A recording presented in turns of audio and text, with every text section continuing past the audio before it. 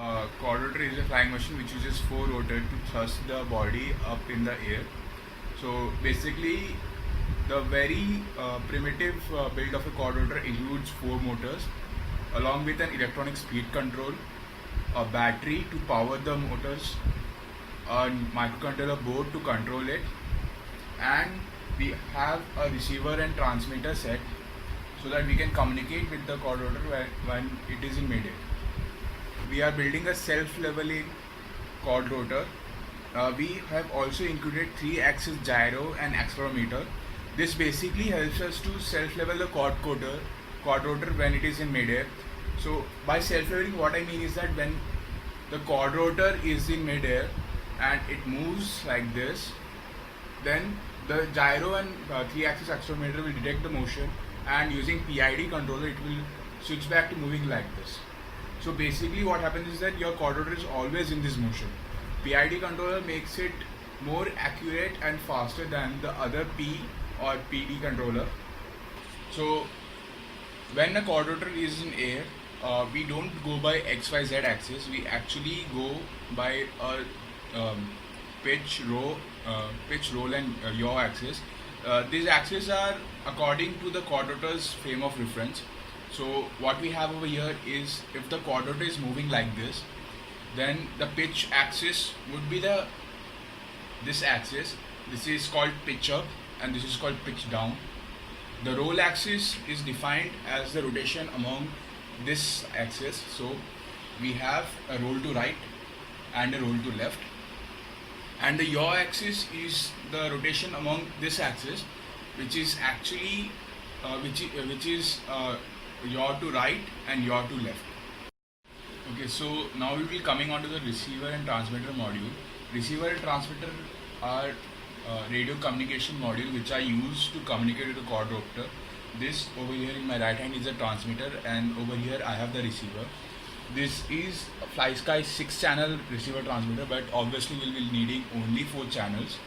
The 4 channels are basically for the throttle, the pitch, yaw and roll. We are using an Arduino microcontroller which has Atmega 328P as its core microcontroller embedded in the development board. This is a customized PCB board which we have made to enable us to easily connect the pins, easily connect the devices to each other.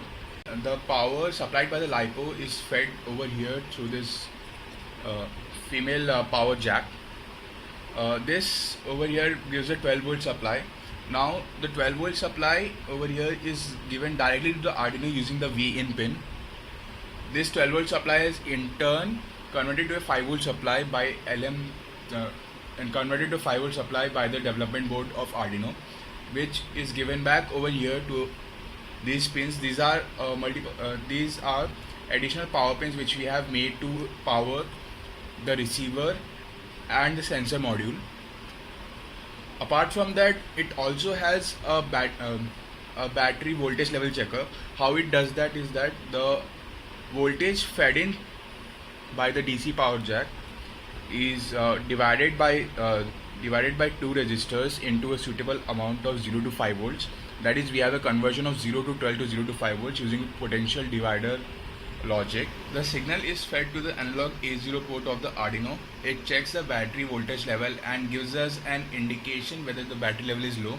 This is done through an LED which is connected to the 12th pin of the Arduino.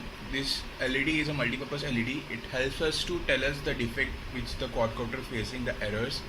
It has a battery voltage level indicator along with other issues that could have been generated through gyro or receivers.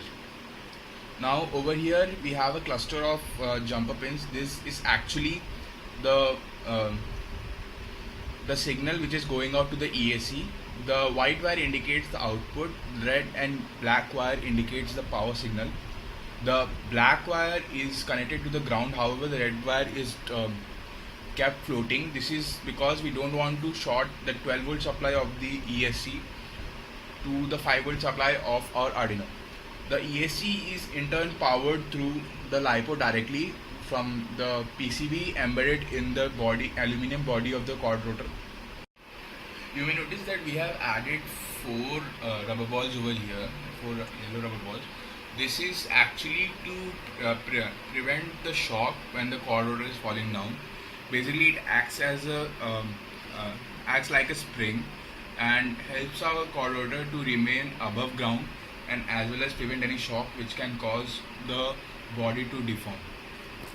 So that's all for today's video.